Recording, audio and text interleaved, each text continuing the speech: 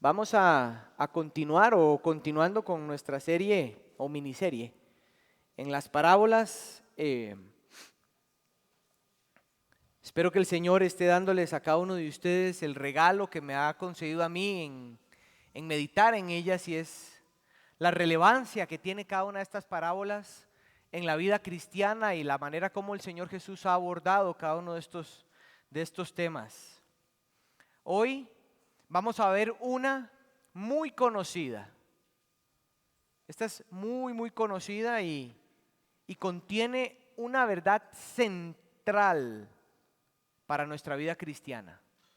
Cuando ya la leamos, si tiene los subtítulos ahí, tal vez va a pensar cuál de las parábolas que esté por ahí, pero esta tiene un contenido vital que lo acabamos de cantar, lo vamos a estudiar y le pido al Señor que nos conceda seguir meditando en ella.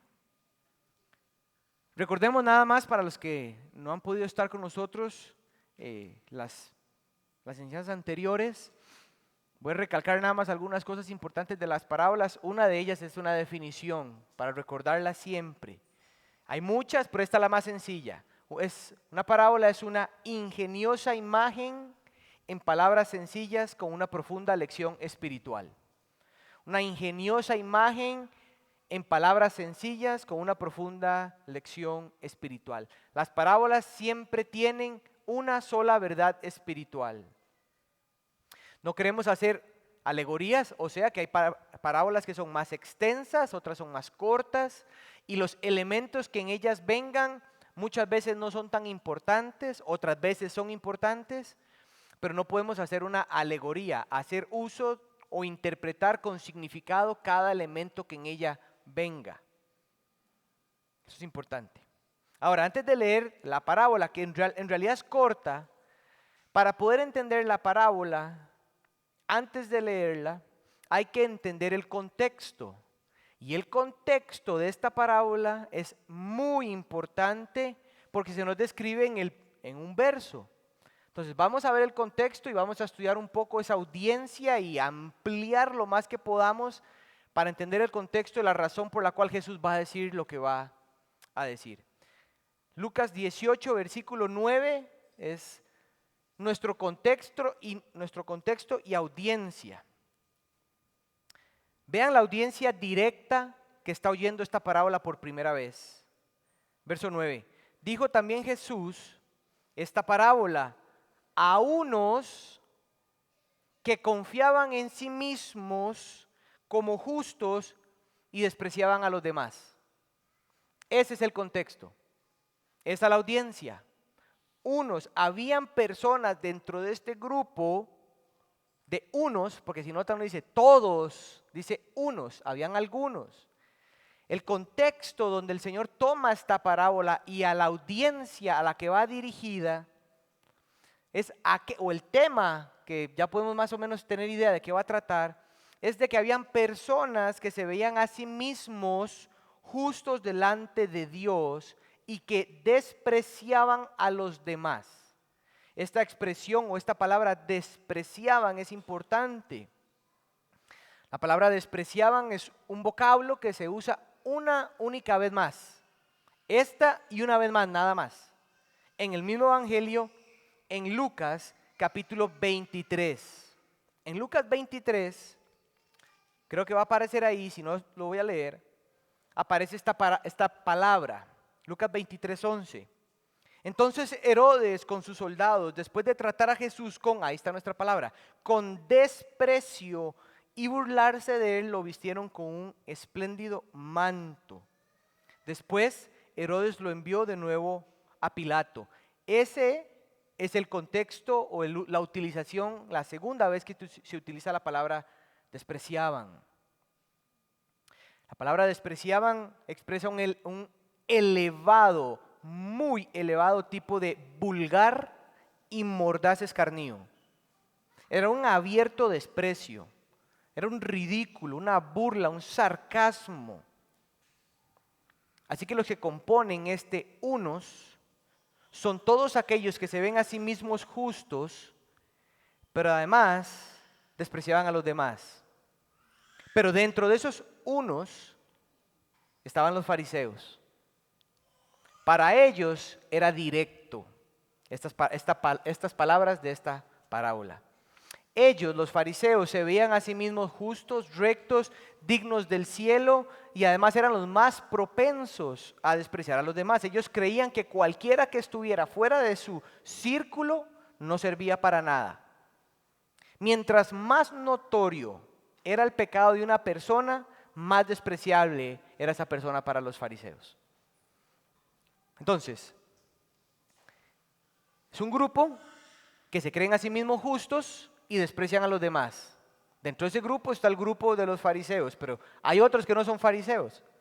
Pero hay que extender un poco más el discurso de esta parábola porque Lucas la coloca no en la nada. La parábola viene siguiendo una temática que se viene desarrollando en el capítulo 17. En el capítulo 17, versículo 20, el tema que Jesús viene desarrollando está en el verso 20. Le dicen los fariseos a Jesús, habiendo preguntado a los fariseos a Jesús, ¿cuándo vendría el reino de Dios? ¿Cuándo va a venir el reino de Dios? Jesús les respondió, el reino no viene con señales visibles. Y ahí comienza a desarrollar el tema. Entonces, nuestra parábola está en medio de un grupo que se ven a sí mismos justos delante de Dios y que desprecian a los demás, pero en un contexto más amplio, la razón por la cual la parábola se da también es porque le hicieron la pregunta a Jesús, ¿cuándo va a venir el reino? Y lo interesante es que Jesús, en vez de responder cuándo, Él va a responder del cómo se llega a ese reino. Él no va a hablar del cuándo, Él va a hablar del cómo se llega a ese reino. Y es ahí donde, sabiendo que había gente que se creía a sí mismo justos y despreciaban a los demás, esa gente por ende se veía que estaba en el reino. Por eso preguntaban ¿cuándo? Pero Jesús, sabiendo que lo que había en los corazones era gente que se veía así, más bien responde el cómo se entra al reino. Esta es la parábola entonces, verso 10 hasta el 14. Dos hombres subieron al templo a orar. Uno era fariseo y el otro recaudador de impuestos. El fariseo puesto en pie oraba para sí de esta manera: Dios, te doy gracias porque no soy como los demás hombres, estafadores, injustos, adúlteros, ni aún como este recaudador de impuestos. Yo ayuno 2 veces por semana, doy el diezmo de todo lo que gano. Pero el recaudador de impuestos, de pie y a cierta distancia, no quería ni siquiera alzar los ojos al cielo, sino que se golpeaba el pecho diciendo: Señor, sé propicio de mí, pecador. Les digo que este descendió a su casa justificado, pero aquel no. Porque todo el que se engrandece será humillado, pero el que se humilla será engrandecido. Vamos a orar. Padre, queremos pedirte gracia y tu dirección, que tu palabra, Señor, nos ilumine el corazón y la mente y tu Espíritu sea con nosotros. Te lo pedimos en el nombre de Jesús. Amén y amén. Cuando ya se dieron cuenta la parábola y el contexto, esto es lo que la parábola describe, o el tema. La justificación es solo por la fe. Esa es la parábola. El significado de esta parábola es una lección acerca de la justificación por la fe. No va a decir todo lo que podría decir por la justificación por la fe, porque para eso existen los textos como Romanos 3 que leímos hoy, y después en el Nuevo Testamento se va a expander. Pero hay algo acerca de la justificación por la fe que el Señor va a decir aquí. Entonces, el rico, el fariseo y el publicano, ¿de qué trata? De la justificación, y que es solo por la fe. Y vamos a estudiar, o vamos a ver esta idea, desde estos dos hombres. Vamos a ver 2 hombres diferentes, 2 oraciones diferentes y 2 veredictos. Veredictos, para usar la palabra de justicia, de juez, veredictos diferentes. 2 hombres distintos. Vean el verso 10. 2 hombres subieron al templo a orar. Uno era fariseo y el otro recaudador de impuestos. El Señor, cuando empieza esta parábola, la primer figura que representa a toda persona que se ve a sí misma digna de estar delante de Dios por sus méritos, por su obediencia, por su vida espiritual, sería la figura de un fariseo. Nada más no voy a extenderme mucho, pero voy a dar algo específico de los fariseos. Los fariseos eran un grupo judío que, para los que no sabían, ellos empezaron a surgir en el periodo intertestamentario, antes de que se cerrara el último libro de la Biblia, Malaquías. No habían fariseos. De Malaquías a Mateo, ese es el tiempo intertestamentario, muchos años. Ahí surgió los fariseos.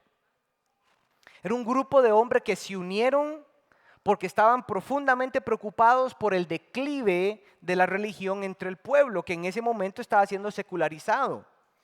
Estaban preocupados por la espiritualidad del pueblo y por el descuido de la ley de Dios. Los fariseos surgen ahí y el nombre fariseo significa separados, apartados. Ellos se comprometieron entonces a que iban a tomar totalmente dedicación a guardar la ley de Dios en un esfuerzo por restaurar la justicia en la tierra y la piedad en el pueblo.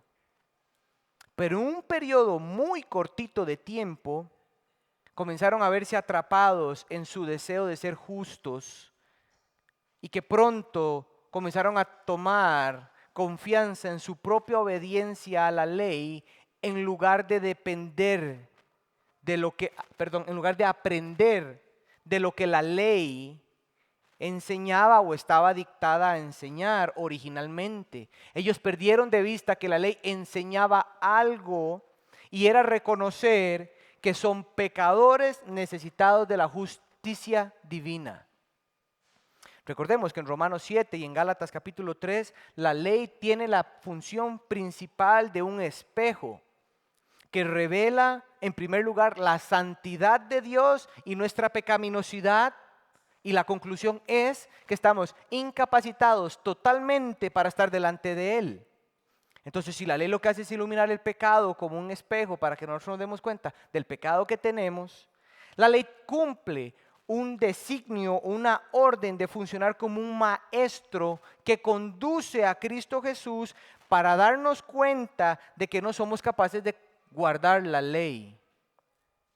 Pero los fariseos, en lugar de ver ese espejo de la ley que lleva a Cristo, quien sí la cumplió,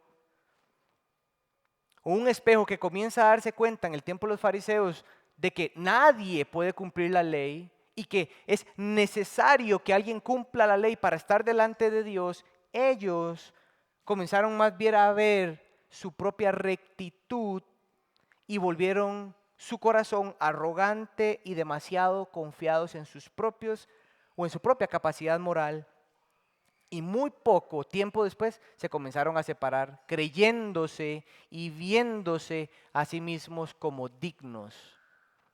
Y empezaron con un espíritu de honrar a Dios. Y una de las doctrinas que surgió entre los fariseos fue la justificación por la segregación. O sea, una persona era justificada a los ojos de Dios siempre y cuando pudiera mantenerse lo más limpio de cualquier contacto, de cualquier cosa que estuviera contaminado. Entre más separado yo estuviera, entre más puro me mantuviera, entre más obediente yo pudiera ser en diferencia de esas personas, había una idea de que Dios me vería para estar delante de Él limpio. Esa es la primera figura. El claro contraste es que la segunda figura que el Señor presenta en esta historia es un recaudador de impuestos o un publicano. Todos saben, la mayoría recuerdan que un publicano era alguien judío que trabajaba para el gobierno romano y lo que hacía era tomarle impuestos, cobrar impuestos a sus propios hermanos y dejarle y pagarle a Roma, y lo que resultaba de las riquezas que de esos impuestos surgieran, él se los dejaba. Además eran ladrones, eran injustos, eran personas detestables. Lo interesante es que el republicano, que es la palabra que voy a usar aquí para no andar cambiando, el republicano en esta parábola no es más justo, no es la persona justa, no es la persona que tiene en sí mismo algo diferente al otro. Este publicano es igualmente pecador, indigno, separado, pero en los oyentes principales, en la audiencia, él ejemplificaba a una persona que jamás podría estar delante de Dios. Ese publicano es una persona que efectivamente nunca Dios miraría con aprecio, ni jamás justificaría. A diferencia que cuando estaban escuchando a un fariseo, ante todas las personas, por supuesto, ese es el hombre que Dios ya ve con agrado.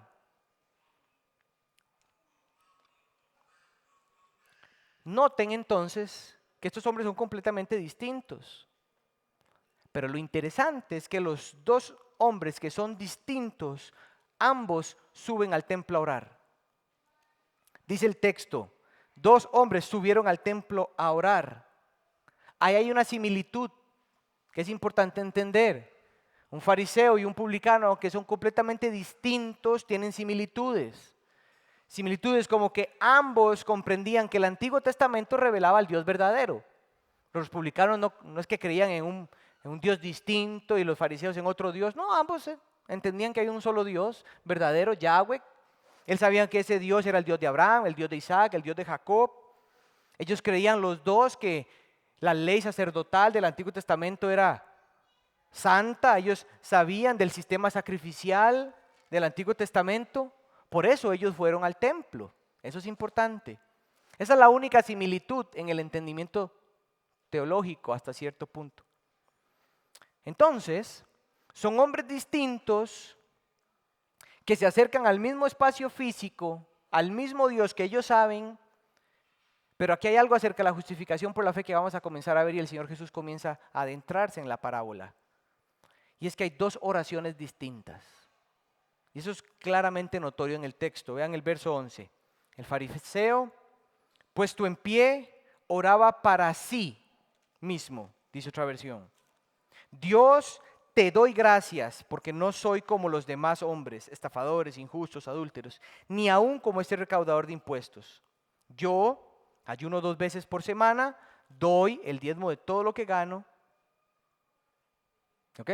Pero el recaudador de impuestos, de pie y de a cierta distancia, no quería ni siquiera alzar los ojos al cielo, sino que se golpeaba el pecho diciendo, Dios, sé propicio de mí, pecador. Estando ya en la parábola, Jesús hace que estos hombres están en el templo y el Señor continúa diciendo que ahora este fariseo y este publicano levantan oraciones. Antes de ver el contenido, hay que notar 2 cosas. Primero, acerca del fariseo. Primero, es lo que está comunicando con su postura. Cuando dice, pero puesto en pie, lo primero que tenemos que entender es que Jesús está usando una ilustración que no es en sí misma pecaminosa. Esta reverencia de puesto en pie, eso es lo que apuntaba, una postura de sumisión y de adoración. Pero lo que es significativo es que lo que el Señor está dando a entender, y por qué escogió decir eso, es porque muy probablemente este fariseo entró al templo, al lugar más cercano donde públicamente pudiera ser visto. Como ustedes se acuerdan, Jesús condenó la actitud de los fariseos en algún momento. En Mateo 6:5 el Señor dijo, cuando ustedes oren, no sean como los hipócritas, esos son los fariseos, porque a ellos les gusta ponerse en pie y orar en las sinagogas y en las esquinas de las calles para ser vistos por los hombres. Además de este puesto en pie, puede dar la idea de que el fariseo dentro del templo se acercó a un lugar o al lugar muy cercano al lugar santísimo. Lo que da la idea es que él podía, por ser quien es y hacer lo que hacía, estar lo más cerca de la presencia de Dios.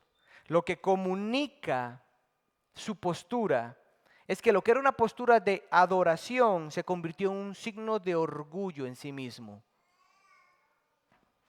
Eso es lo primero, puesto en pie. Lo segundo es que puesto en pie, ora para sí mismo. El Señor hace este interesante aspecto notorio aquí del fariseo. Primero, orar para sí mismo. Hay que descartar que el fariseo está orando en su corazón, como lo hizo Ana en el primer libro de Samuel 1:13, que dice que Ana hablaba en su corazón, solo sus labios se movían y su voz no se oía. Sabemos que no es eso, porque Jesús no solo está condenando o ha condenado a los fariseos hipócritas o la religiosidad hipócrita, sino que Jesús escoge esa palabra de orar para sí mismo, que indica que este hombre oraba en voz alta y de manera autocomplaciente. Lo que eso quiere decir es que a este hombre le gustaba oírse a sí mismo repitiendo todas sus virtudes. Dice alguien, oraba para sí, para acariciar su propio ego en lugar de hablar con Dios. Oraba para sí, para acariciar su propio ego en lugar de hablar con Dios. Y además, si usted nota en el verso 12 al 11 y 12 hay 5 veces donde habla en primera persona. El fariseo puesto en pie oraba para sí. Te doy gracias porque no soy como los demás hombres, ni aún como este recaudador. Yo ayuno, doy diezmo. Este hombre habla para sí mismo. Y estas dos cosas, su postura y su orar a sí mismo, son suficientes para entender que este hombre tenía una autosuficiencia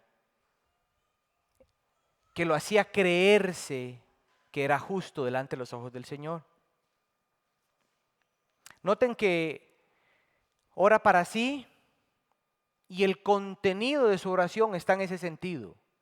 Ahora veamos el contenido de su oración, verso 11 otra vez. El fariseo puesto en pie oraba para sí mismo. Dios, te doy gracias. Qué interesante que el Señor Jesús mencione que este hombre ora para sí mismo diciendo, Dios, te doy gracias. El Señor lo menciona porque, o para decir, que el fariseo no está dando alabanza real a Dios. El fariseo no le pide nada a Dios en su oración. Él no le pide ni gracia, no le pide misericordia, no le pide perdón, no le pide ayuda. La intención del Señor es comunicar que este hombre inicia su oración porque sabe que sus oraciones deben de iniciar así. Dios, te doy gracias porque no soy como los demás. No hay algo más terrible cuando nuestras oraciones son oraciones repetidas. Señor, te doy gracias porque Señor. Y son las mismas todos los días, de la misma manera siempre. Cuando este hombre dice, te doy gracias porque no soy como los demás hombres, si ustedes notan, él comienza a hablar de pecados que no solo son de los otros, porque no soy un adúltero, este y otro, sino que no son los pecados, o sea, son los pecados de los otros, gracias a Dios porque no los tengo. Además está asumiendo ahí que él nunca comete algún tipo de pecado. Este hombre está orando, dándole gracias al Señor porque lo que él ve en los pecados del otro, él está convencido que él nunca peca. Y lo tercero es que hace un sobreénfasis en categorías de pecado que estaban asociados con los recaudadores de impuestos. Por eso da un sobreénfasis, dice, ni aún como este recaudador de impuestos. Iglesia, esta oración, al inicio de esta oración, es la expresión más clara de la justicia propia. Es la expresión del pecado de justicia propia. Este hombre oraba así porque aunque no lo aceptara, se había olvidado de Dios y había puesto sus ojos solo en Él. Ese hombre no pide nada a Dios porque cree que nada le falta. Hay una oración en tiempos de Jesús registrada de los fariseos que es como esta. Y esto es lo que dice: te doy gracias, Jehová mi Dios. Oigan esto, porque tú has asignado mi suerte con aquellos que se sientan en la casa de entendimiento y no con los que se sientan en las esquinas de las calles. Pues yo me levanto temprano, ellos se levantan temprano. Yo me levanto temprano para estudiar las palabras de la Torá. Ellos se levantan temprano para atender asuntos de ninguna importancia.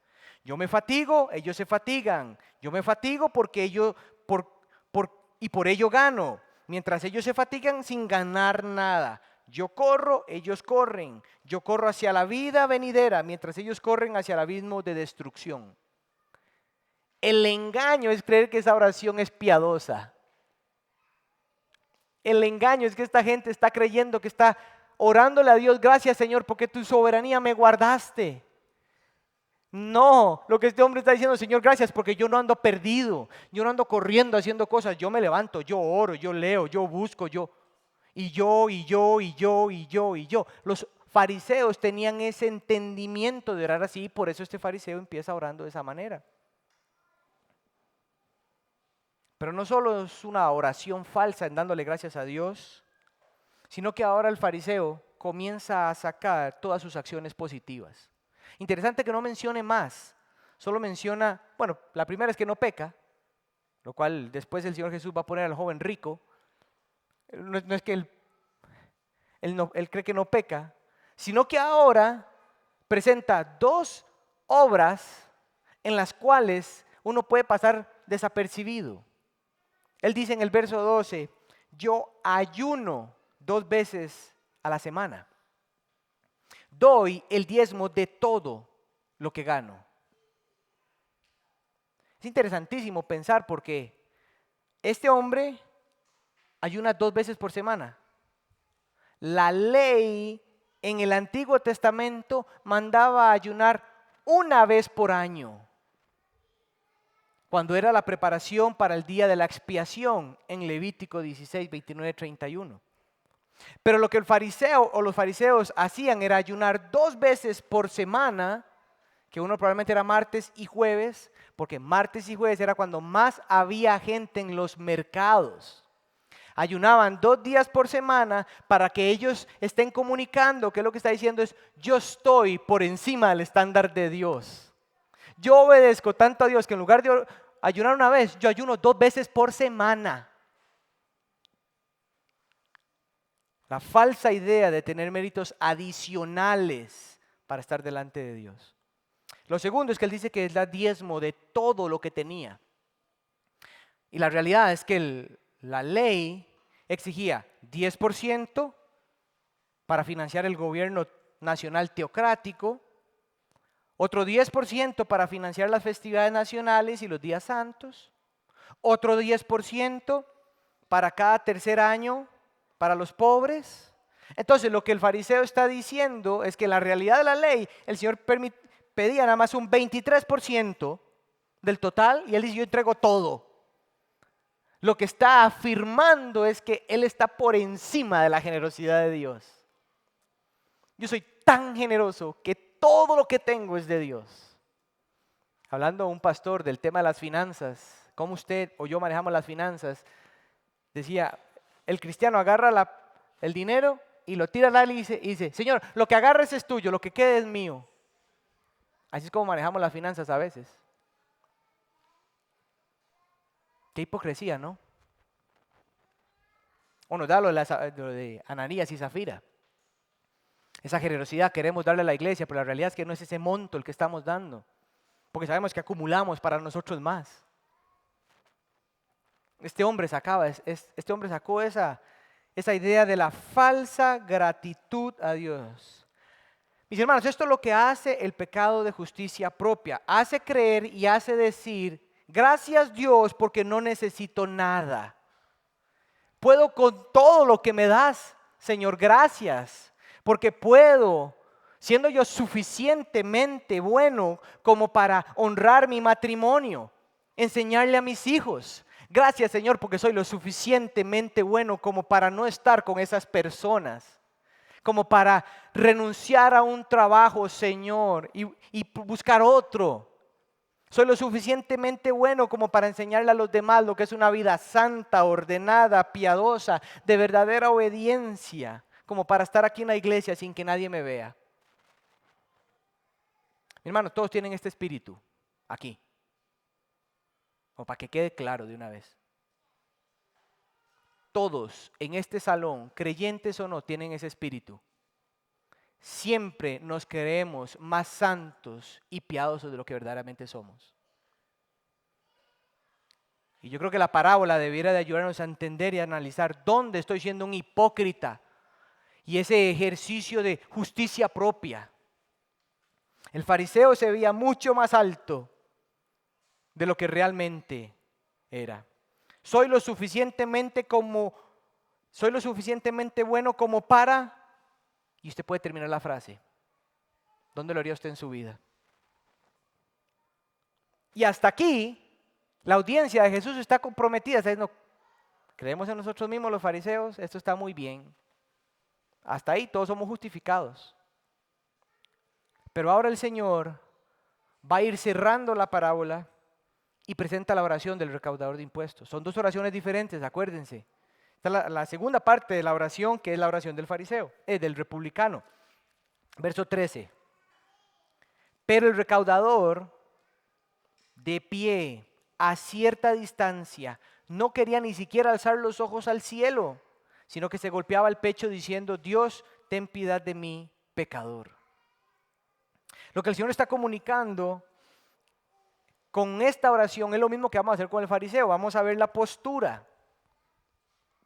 Y lo que este hombre está describiendo con su postura es lo que está sucediendo dentro de él.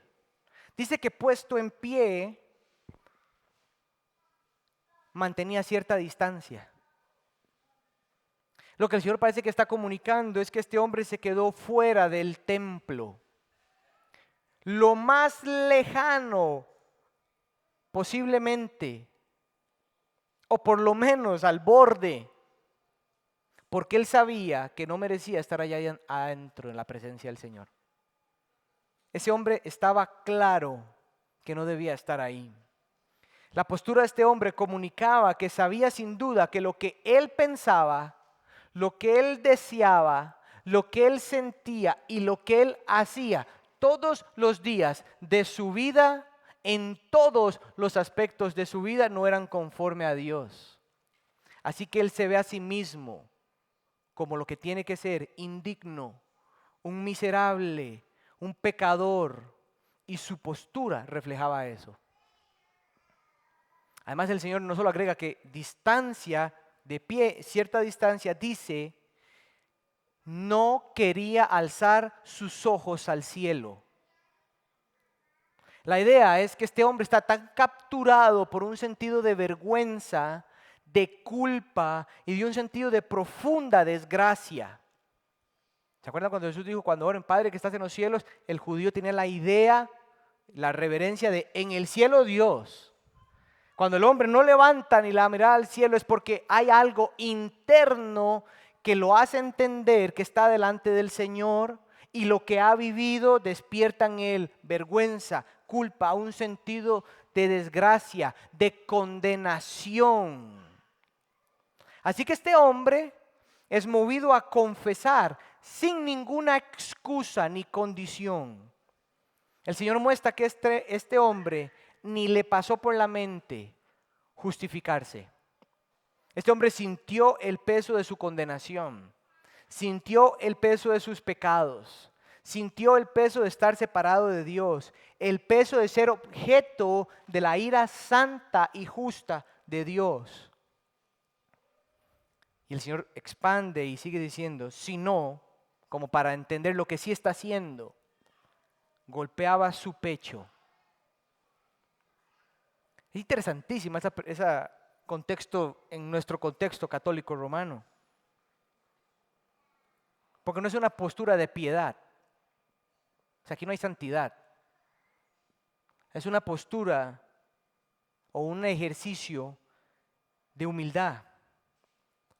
Lo que este hombre hace al golpearse el pecho es que está absorbido por una angustia.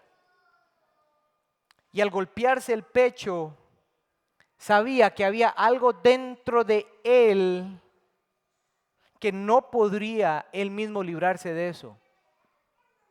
Él sabía que él nunca iba a tener la justicia ni la santidad para estar delante de Dios.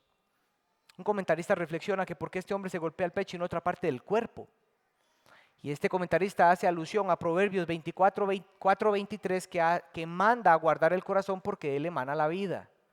Y lo que este hombre dice es esto: nuestro verdadero carácter se define por lo que somos por dentro, por el interior de la persona.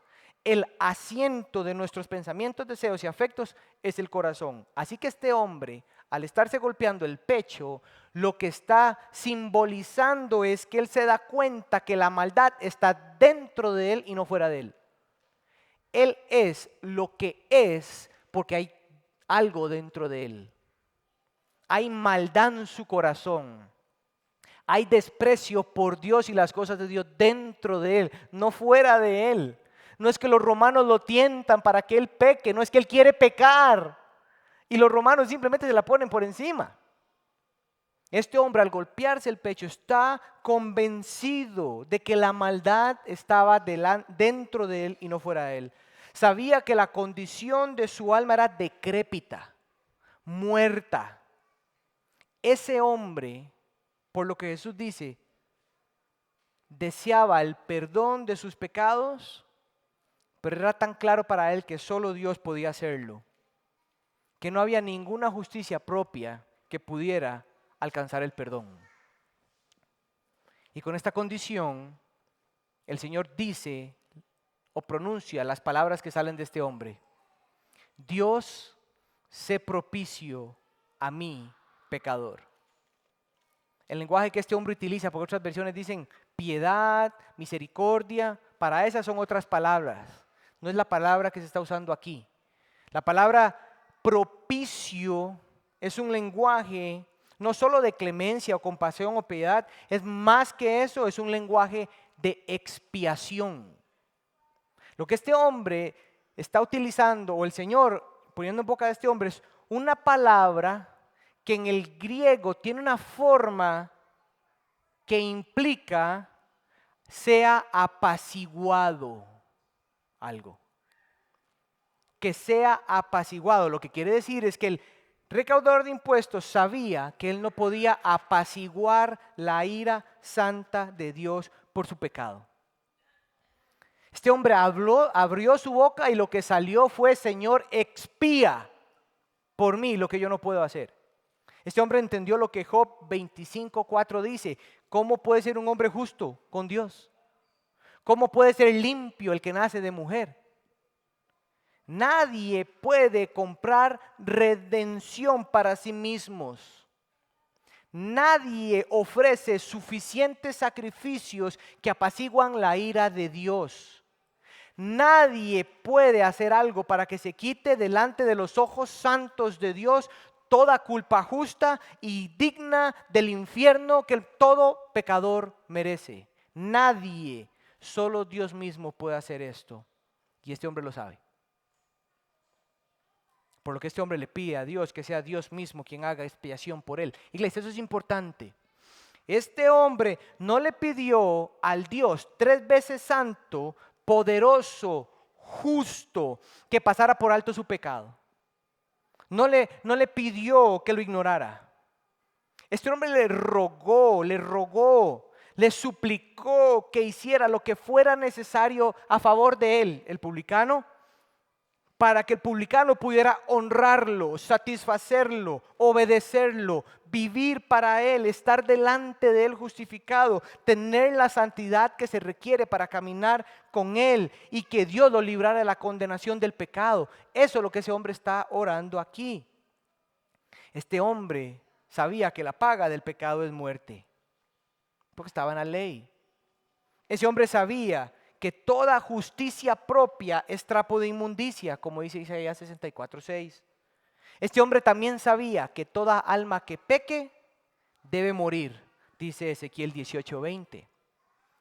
Así que lo que este hombre hizo fue confesar su pecado en esta oración.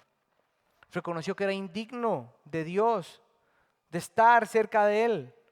Reconoció que en su corazón abundaba la maldad. Experimentó tremenda angustia, vergüenza, dolor por causa de su pecado. Y lo único que hizo fue rogar porque se aplicara una expiación completa y eficaz a favor suyo. Y es aquí donde el Señor cierra la parábola. La parábola tiene un corte clarísimo que muy probablemente sus oyentes no les gustó. Entonces el Señor da un veredicto diferente. Verso 14. Este es el Señor hablando. ¿Se acuerdan que el Señor decía, pero yo les digo, ustedes han escuchado que la ley dice no matarás, pero yo les digo, ¿verdad? Lo que el Señor está diciendo es ampliando el mandamiento para que entiendan la profundidad de la ley. Aquí el Señor dice, les digo. Esa expresión, les digo, que ya no es parte de la parábola, esta es la conclusión del Señor de la parábola. Les digo es, no hay nadie en el mundo judío en ese momento que pueda decir lo que yo voy a decir que este hombre recibió. Porque delante de los fariseos, de la ley judía, en ese momento nadie podía ser justificado por la fe. Habían olvidado cosas. Y el Señor les dice con autoridad divina, yo les digo, nadie tiene autoridad divina más que Él, yo les digo que el publicano, descendió a su casa justificado, pero aquel no. Clarísimo.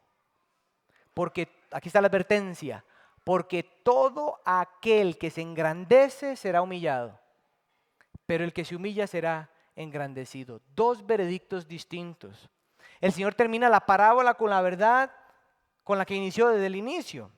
Estar delante de Dios, poder estar delante de Dios, ser acepto delante de Dios, experimentar el perdón total de todos los pecados, experimentar paz con Dios, no es posible por la justicia propia. No es posible con obras ni actos de obediencia. Solo es posible por la justicia lograda por Cristo Jesús. La justicia que solo es por la fe en Él. Lutero le llamó a esto justicia ajena. Justicia fuera de nosotros mismos. Una justicia lograda por otro que no fuimos nosotros mismos. Solo Jesús, quien fue el que guardó toda la ley perfecta en todos sus momentos de vida. Amén. Mis hermanos, el fariseo salió de su casa, se fue al templo, pensó que estaba caminando con Dios. Ese hombre salió de su casa y fue a la iglesia y pensó que caminaba con Dios y estaba delante de Dios. Pensó que estaría en el cielo si sus ojos se cierran y muriera ese día. Pero ese hombre regresó a su casa con lo que siempre tuvo, condenado. Ahí es donde el Señor dice, pero aquel no. Y es que usted es justificado o no lo es.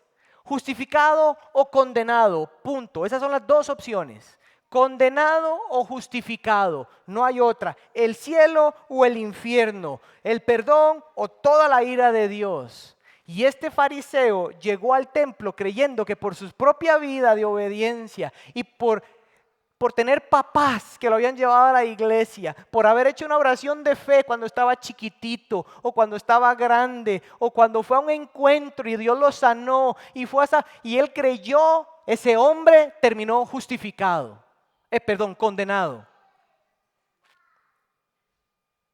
Ese hombre terminó condenado, iglesia.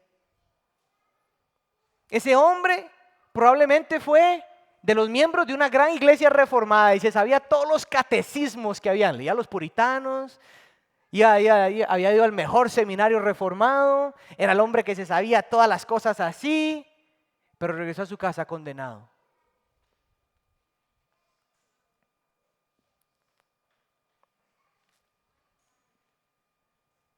El fariseo pensaba que estaba justificado porque solo él se veía a sí mismo y por lo que hacía, creía que por lo que los demás veían, él creía que estaba justificado.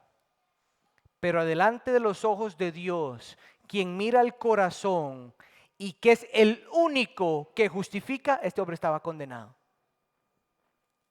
Mas el republicano, quien delante de los ojos de los hombres era imposible que fuera merecedor de ese perdón, quien también se veía a sí mismo, y este es el punto importante, se veía a sí mismo como alguien no digno del perdón, fue el que regresó a su casa justificado, volvió a su casa perdonado. La palabra justificado aquí es voy a usar un tecnicismo nada más como para que entiendan la profundidad. Es un participio pasivo perfecto. ¿Ok? Lo que eso quiere decir es que el republicano no hizo nada, es pasivo.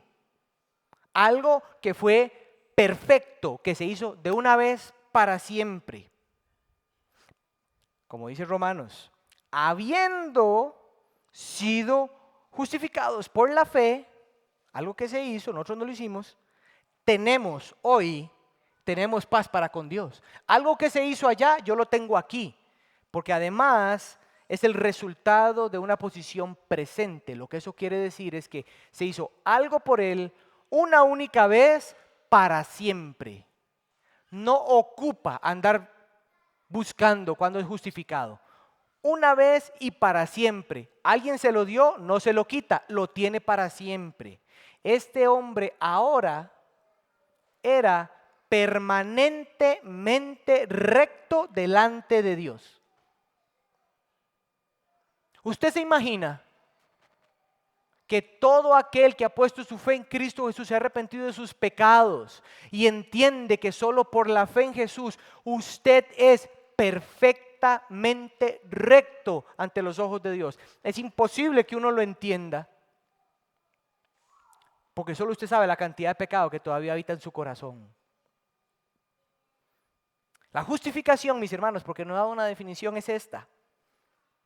Es el acto de la libre gracia de Dios por la cual Él perdona todos los pecados y nos acepta como justos ante sus ojos. Y esto es solo posible por la justicia de Cristo que nos es contada a nuestro favor, y es solo por la fe. Déjeme expander esto un poco.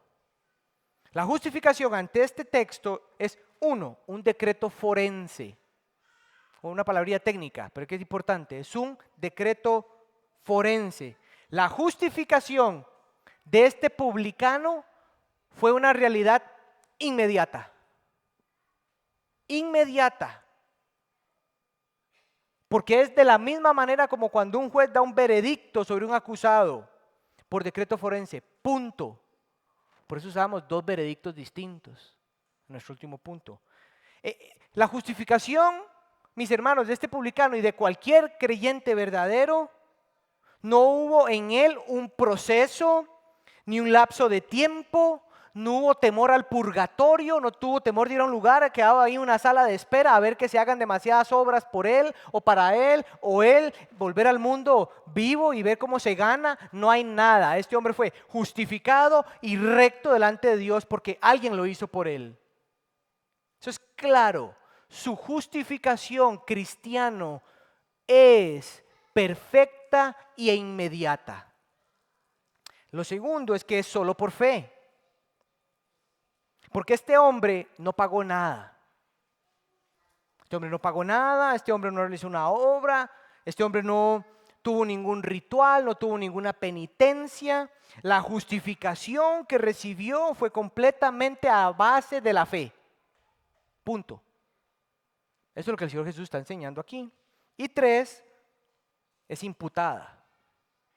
Lo que eso quiere decir es que el Señor se la dio. No es un truco de magia, no es un juego de palabras. Jesús no está mintiendo, Él es Dios y Dios no miente. Y cuando Dios dice, el justo vivirá por fe, es que el justo vivirá por fe, punto. Ahora, voy a hacer esta aplicación. Si yo les preguntara, iglesia, ¿qué hizo Jesús por usted? ¿Cuál sería su respuesta? Porque la respuesta podría ser, murió en la cruz por mi pecado. Y eso es muy cierto, pero pensemos un poco.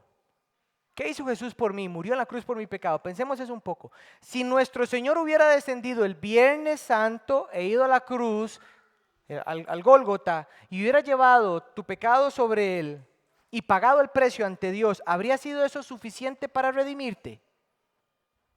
La respuesta es no. Es más que eso.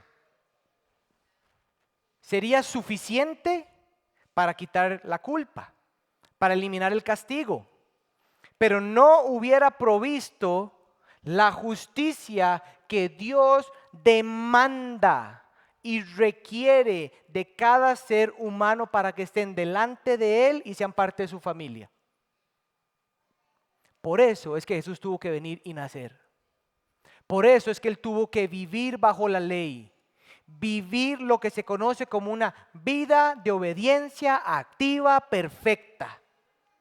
Para que en esa obediencia Él acumulara para sí mismo la justicia perfecta, la cual, esa misma justicia, se le transfiere a la cuenta de cada persona que pone su confianza en Él y en Él solo. Esa es la justificación por la fe. ¿Qué hizo Jesús por tu vida? Jesús por mí vino y descendió, se hizo hombre, vivió la vida en obediencia por mí. Y cuando clavó en la cruz todos mis pecados y murió y al tercer día se levantó demostrando que tiene poder y autoridad al yo creer en Él, que ahora está sentado en gloria, su justicia me es puesta a mí, pecador, y vivo recto delante de Dios por Él, punto. Esa es la justificación por la fe. Esa es la justificación por la fe. Pero el Señor termina con una advertencia. Todo el que se engrandece será humillado, pero el que se humilla será engrandecido. Podemos decir dos cosas aquí. Número 1, todos aquellos que piensen que pueden salvarse a sí mismos, adquirir justicia propia o méritos con Dios por sus propias obras, esa expresión será humillado aquí, es esto. Serán aplastados bajo la justicia divina, sufriendo pérdida eterna y castigo eterno en el infierno. El que se engrandece es humillado, esa es la expresión. Pero lo segundo, que es, pero el que se humilla, lo que está explicando el Señor Jesús es el que reconoce su fracaso espiritual, el que reconoce su incapacidad espiritual, el que reconoce la necesidad de perdón. Aquel que confiesa su maldad y se arrepiente con fe verdadera en el Señor obtendrá justicia y será justificado. Eso es lo que engrandecido significa aquí. Salvación de pecado, condenación, reconciliación con Dios, plena justificación y membresía en el reino de Dios y Cristo. Porque acuérdense que la pregunta de los fariseos fue, ¿cuándo vas a establecer su reino? La respuesta de Jesús es, no es cuándo, es cómo, y ustedes no están ahí. Mis hermanos, cuando yo medito en las parábolas no son poca cosa. Iglesia, si eres un creyente verdadero, esta historia es real en tu vida. Por gracia a través de la fe, que son don de Dios, has sido justificado. Delante del Padre Celestial eres perfectamente recto, solo por la justicia perfecta de Cristo que la compró por vos. El Padre te amó y en Cristo te justificó. En Cristo te santificó y en Cristo te glorificó. Una parábola que debiera llevar nuestros corazones con gratitud y reverencia, moviéndonos a conocer de manera experiencial a este Dios tan maravilloso. Pero si eres una persona como el fariseo, no vuelvas a tu casa condenado. Arrepiéntete de tus pecados. Confiesa tu necesidad del perdón, gracia y justicia que solo Cristo Jesús puede darte. Cree en el Señor Jesús y serás salvo. Esta parábola, mis hermanos, nos expande la meditación en la verdadera profundidad de una doctrina como la justificación por la fe. Nos permite pensar en que el verdadero creyente siempre tiene una vida de arrepentimiento y fe continua. En el momento que el creyente se olvide del arrepentimiento y creer, esos regalos de gracia comienzan a caer. Al olvidarse de ellos, el corazón comienza a engañarse, creyendo que no tienes necesidad de perdón, ni de gracia, ni misericordia, y comienzas a vivir como un fariseo.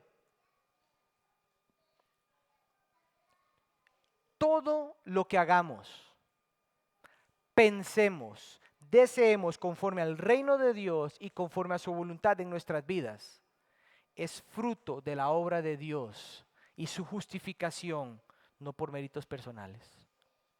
Así que ante esto leo para ustedes las palabras del apóstol Pablo. En consecuencia, al haber expuesto esta verdad, que Pablo la explica en el verso capítulo 3, 4 y ahora 5, ya hemos sido justificados mediante la fe, y al habiendo sido justificados mediante la fe, tenemos paz con Dios por medio de nuestro Señor Jesucristo. Por medio de Él también, y mediante la fe, tenemos acceso a esta gracia en la cual nos mantenemos firmes. Así que nos regocijamos en la esperanza de alcanzar la gloria de Dios. Vamos a orar. Padre, yo te pido para que obres en nuestro entendimiento el regalo de la justificación por la fe. A los hijos tuyos que están hoy aquí, fortalécelos, dales corazones agradecidos y dependientes de ti. A los que están aquí, Señor, y creen que te conocen, pero no te conocen, quebranta sus corazones para que las maravillas de Cristo sean mostradas y reconozcan que es simplemente arrepentirse y confiar en la obra de Cristo. Te damos gracias, Señor, por esta parábola, por las palabras de nuestro Señor. Permítenos meditar con gratitud en el canto que vamos a tener. Te damos gracias, Señor, en el nombre de Jesús. Amén.